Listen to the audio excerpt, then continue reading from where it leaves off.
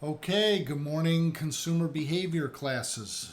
Jeff Myers. I wanted just to go over a couple things and hope everybody's doing well and enjoying the fall term that's moving real quick. Um, I wanted to, first of all, I hope by now you've had a chance to look at a lot of those videos and really look at how perception can be dangerous.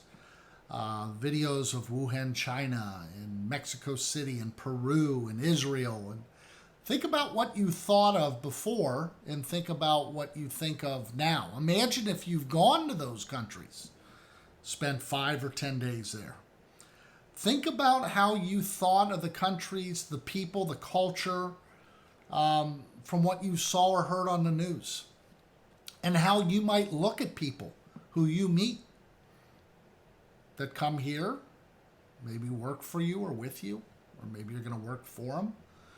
And your perception could have maybe put you in the position where you treat them differently because they come from a place that I thought was old and ruined and dirty and full of wet markets. And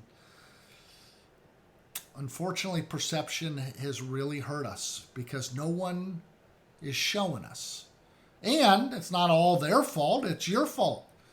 You have YouTube. You should have some interest in going to it and typing in a country or a place and learning about it. It's right there. It's at your fingertips.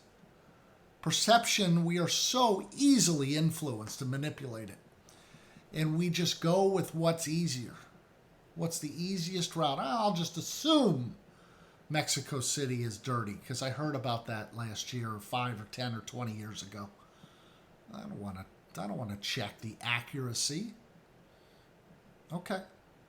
So hope you got something out of perception. It was the best example I could give you on the power of your reality being your perception.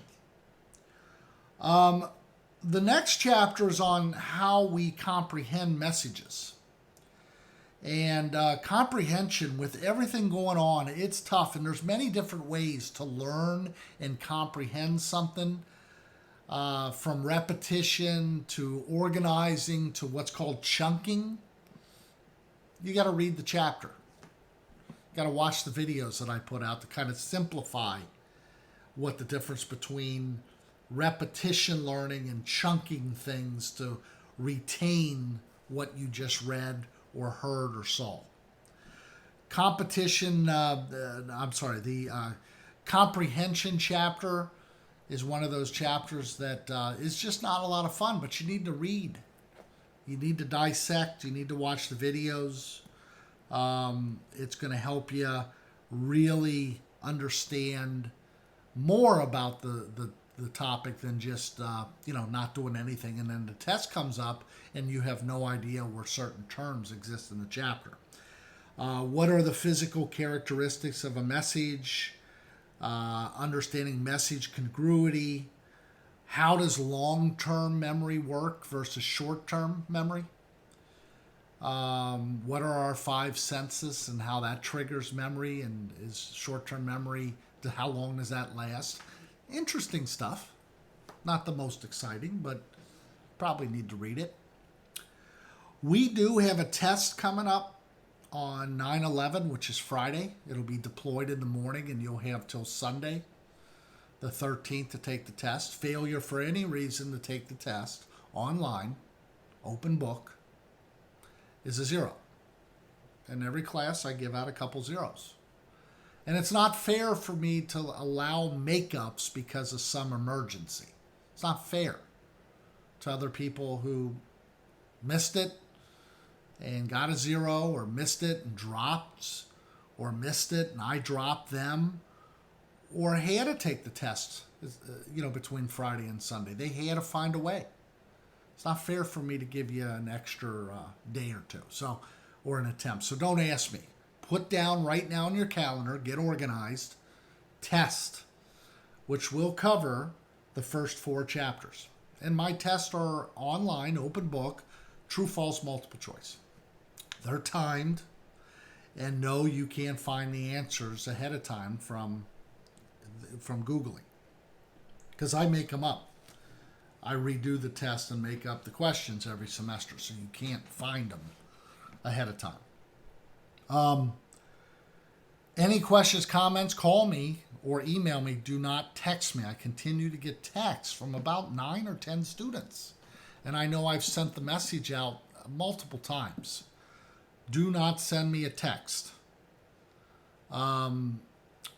I think that is about it as far as the updates. I hope you're learning something about consumer behavior. I hope you understand that this is a piece of marketing. It's different than marketing, falls under the marketing umbrella.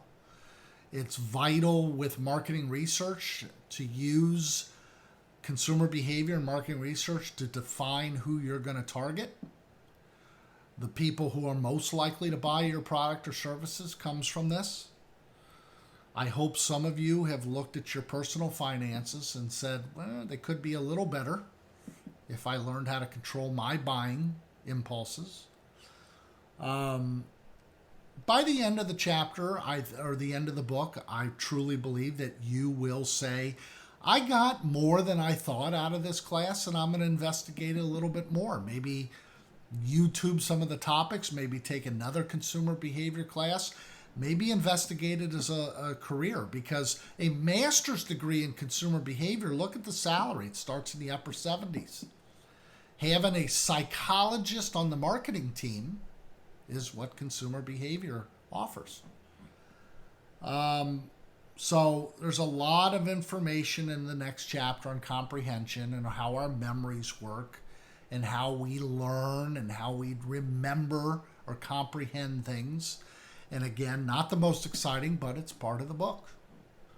So I appreciate you listening, and we'll talk to everybody soon. And thanks for listening.